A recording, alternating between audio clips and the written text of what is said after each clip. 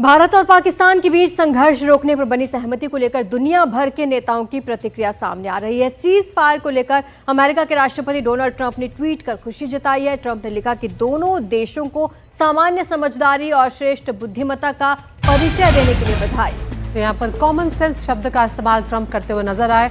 उन्होंने लिखा है कि संघर्ष रोकने पर सहमति बनने के बाद चीन के विदेश मंत्री जो हैं उन्होंने भी भारतीय एनएसए अजीत डोभाल से फोन पर बातचीत की है। तो यहाँ पर अलग अलग नेता जो हैं वो खुशी जाहिर कर रहे हैं। हमारे foreign affairs editor Uma Shankar Singh हमारे साथ जुड़ गए हैं। उमा, जिस तरह की हालात बन गए थे पाकिस्तान के आगे और कोई चारा नहीं रह गया था दूसरे देशों के आगे गिड़गिड़ाने के सिवाय, लेकिन यहाँ पर उमा भारत को ये भी देखना होगा कि चीन जो है वो स्पष्ट तौर पर सामने एक तरह से आ गया पाकिस्तान के, जिसमें वो पहले कह रहा था कि पहलगाम हमले की हम निंदा कर रहे हैं, लेकिन उसने खुलकर समर्थन किया। यहाँ पर अमेरिका के रुख को लेकर क्या दृष्टिकोण आगे बनता हुआ नजर आ रहा है आपको?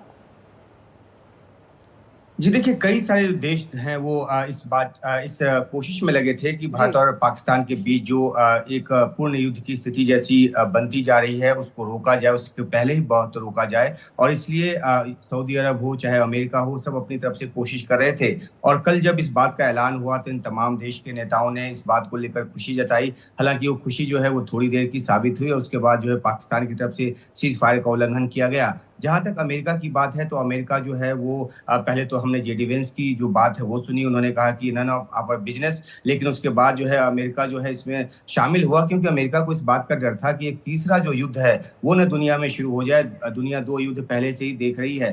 तो कोशिश तो हुई और सऊदी अरब के जो विदेश राज्य मंत्री हैं वो पहले यहाँ आए, फिर वो पाकिस्तान गए।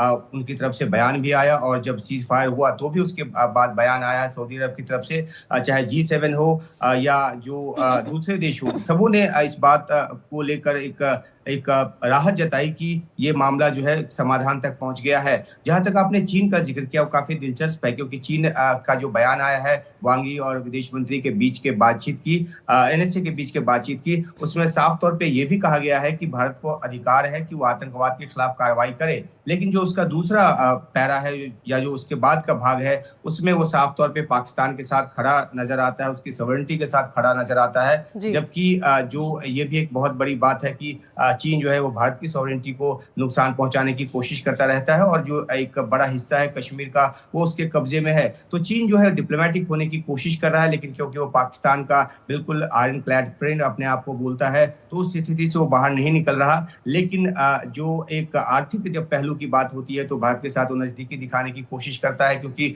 उसकी जो अर्थव्यवस्था संबंधी बहुत सारी जो हित है वो भारत से पूरा होता है। तो सब दुनिया के तमाम देशों ने अपने अपने हिसाब से पोजीशनिंग की है। अब देखना है, पाकिस्तान पे नजर है कि जो सीज फायर उल्लंघन जो कल रात से शुरू हुई थी, जो अभी तो फिलहाल नहीं हो रही, लेकिन एक क्लैरिटी पाकिस्तान की तरफ से आना बाकी है कि आखिरकार जो समझौता कल हुआ, जो सहमति कल बनी, उस पर वो बिल्कुल दुरुस्त होकर अमल करेगा या नहीं।